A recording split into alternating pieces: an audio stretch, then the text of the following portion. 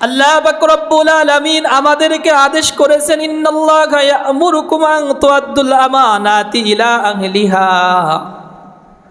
আল্লাহ রব্বুল ইজ্জত বলেন যে আমার ইমানদার বান্দারা, তোমাদেরকে আমি আদেশ করছি যে তোমরা তোমাদের পাওনাকে, আমানতকে যারা পাবে হকদারের কাছে তোমরা পৌঁছায়া দাও। ওয়াইদা হাকামতুম বাইনান নাসি ফাহকুমু বিল আদল।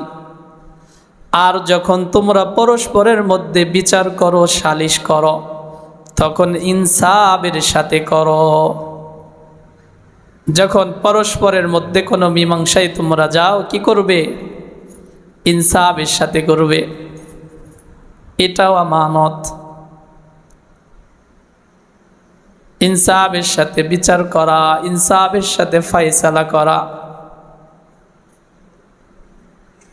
কারণ হলো যদি ইনসাফ যদি না করেন তাহলে খিয়ানত হয়ে যাবে। আল্লাহ পাক রব্বুল ইজ্জত আমানতদারিতা রক্ষা করার ব্যাপারে এই আয়াতে আদেশ করেছেন।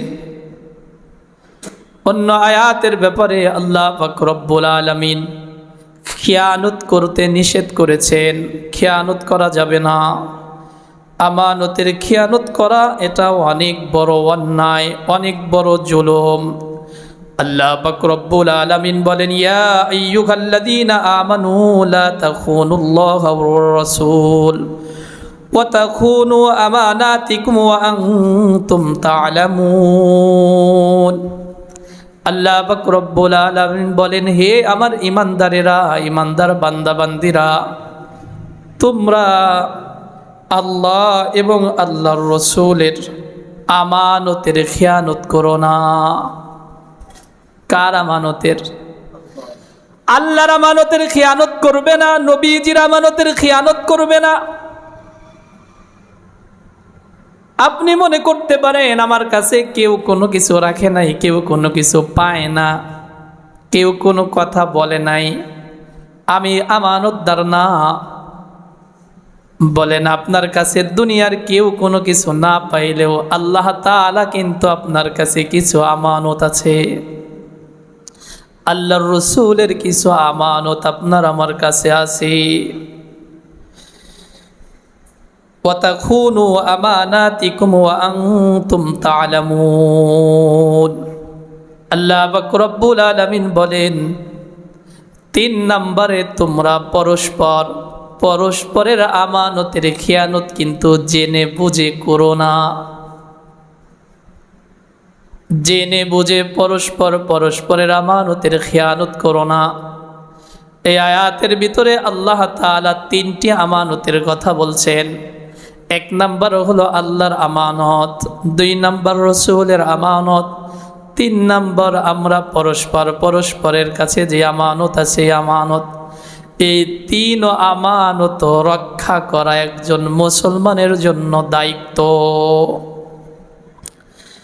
আল্লাহ পাক রব্বুল আলামিন পরবর্তীতে বলেছেন, ওয়ালামু আন্নামা আমওয়ালুকুম ওয়া আওলাদুকুম ফিতনাহ ওয়াল্লাহু ইনদাহু আজরুন আযীম।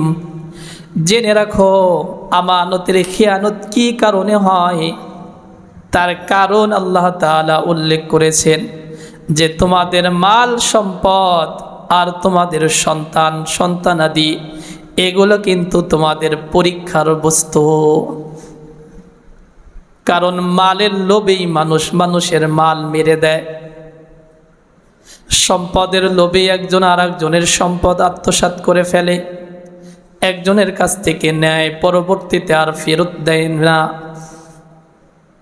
ছেলে মেয়ে এদেরকে ভালো রাখার জন্য, পরিবারের লোকদেরকে ভালো রাখার জন্য, ভালো পড়ানোর জন্য মানুষের মাল সম্পদ নষ্ট করে ফেলে, আত্মসাৎ করে ফেলে। আল্লাহ পাক রব্বুল আলামিন একথাই বলেছেন, জেনে রাখো, মনে রাখো, স্মরণ রাখো, তোমাদের মাল সম্পদ, তোমাদের সন্তানাদি এগুলো কিন্তু তোমাদের জন্য পরীক্ষার বস্তু। আল্লাহ পাক রব্বুল আলামিনের পক্ষ থেকে বান্দার উপরে আমানত কি? আল্লাহর পক্ষ থেকে বান্দার উপরে আমানত হলো কোরআনে কারীম। বান্দার উপরে আমানত কি বলেন? কোরআনে কারীম। আল্লাহ আমাদের কাছে আমানত রেখেছেন কোরআনে কারীম। ইন্না আরাদনাল আমানাতা আলাস সামাওয়াতি ওয়াল আরদি ওয়াল জিবাল فأبين أن يحملنها وأشفقن منها وحملها الإنسان إنه كان ظلوما جهولا আল্লাহ পাক রব্বুল আলামিন কোরআনে কারীম যখন নাজিল করবেন, আমানত রাখবেন, আমানত দিবেন কাকে? এজন্য আল্লাহ তাআলা আসমানকে, সাতবকে, শক্তিশালী আসমানকে বলছেন, আমার আমানত কোরআন, এটা তুমি বহন করো। আসমান অস্বীকার করছে। পৃথিবীর বুকে সব থেকে শক্তিশালী পাহাড়কে আমানত রাখার জন্য আল্লাহ বলছেন, তারা অস্বীকার করছেন। আল্লাহ পাক রব্বুল আলামিন এক পর্যায়ে আদম জাতিকে বলছেন, তোমরা গ্রহণ করো। আদম জাতি গ্রহণ করছেন। আল্লাহ বলেন, ওয়া হামালাহাল ইনসান, মানুষ আমার এই আমানতের বোঝা বহন করেছে। আমরা আমানত গ্রহণ করেছি, এখন আমানত রক্ষা করাও আমাদের দায়িত্ব। কোরআনে কারীম আমাদের কাছে আমানত, এই কোরআনে কারীমের হেফাজত করা, সংরক্ষণ করা, এটাও আমাদের দায়িত্ব। কোরআনে কারীমের আমানত এক নম্বরে রক্ষা করব কিভাবে?